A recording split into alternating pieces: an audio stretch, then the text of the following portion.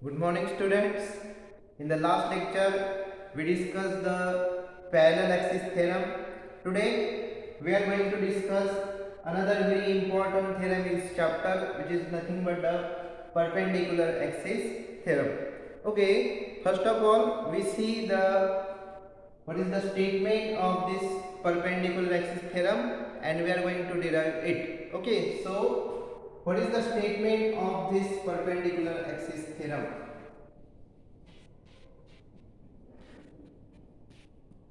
A question may be asked, state and prove the perpendicular axis theorem. So first of all we have to state this theorem and then we are going to derive it. Okay, what is the statement?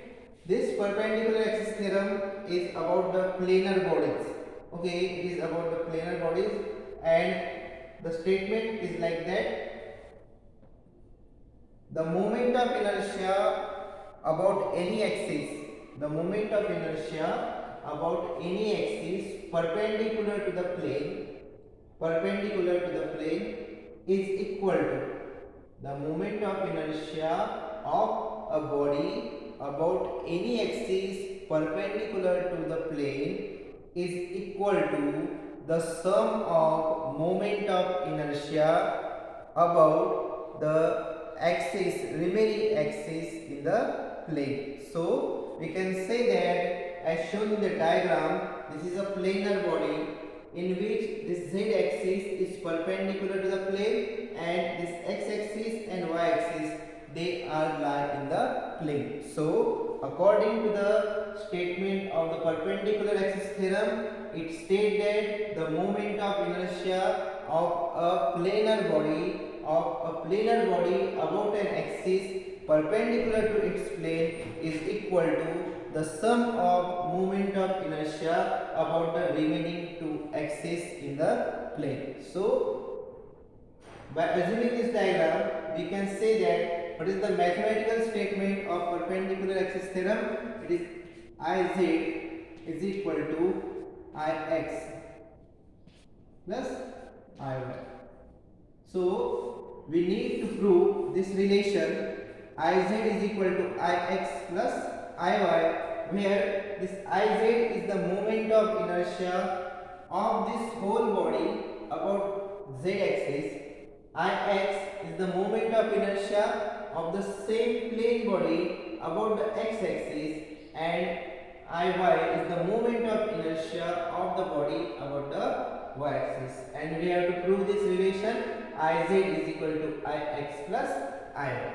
Okay, now we know that what is the moment of inertia of a body if we know the distance of the body from the axis of rotation. So here we are going to consider a point P. We are considering a point P, and then we are going to integrate this equation. So what is the moment of inertia of this point P about x axis, about y axis, and about z axis? So suppose Ix is the moment of inertia of the body or of the point about the x axis. So what is Ix is equal to? It is equal to the square. Okay, what is square? It is the square of the distance. So this is a point P, and what is the distance of point P from the x axis? It is equal to y. It is equal to y. So we can write here it is equal to y square, and suppose the mass of this point at this point is dm. So we can write here Ix is equal to integration of y square dm, where this y is the distance of this point P from the x axis. Okay, similarly we can write Iy, which is equal to, what is Iy? It is the moment of inertia of the y-axis of this point P. So this point P is situated at a distance x from this y-axis. So we can write here this x square multiplied by dm. Similarly, now we know that this point P is situated at a distance r from this z axis. so we can write here this Iz is equal to integration of r square multiplied by dm. So these are the moment of inertia of this point P having mass dm about x-axis, y-axis and z-axis. Then according to the geometry of the diagram, we can say that this is a right angle triangle. Okay, so by using the Pythagoras theorem, we can say that this r square is equal to, what is r square? This r square is equal to x square plus y square.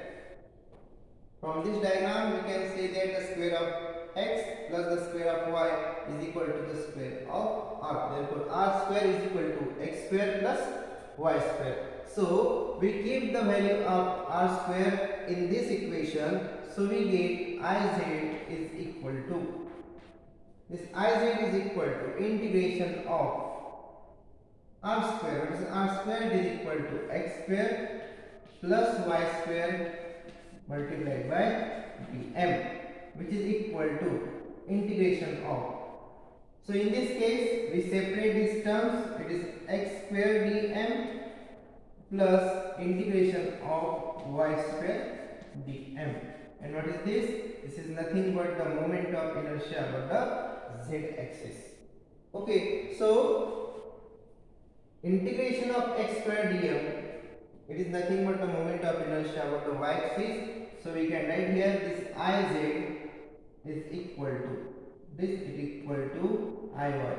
And what is this? This is nothing but the moment of inertia about the x-axis. Therefore we can write here this Iz is equal to Ix plus Iy.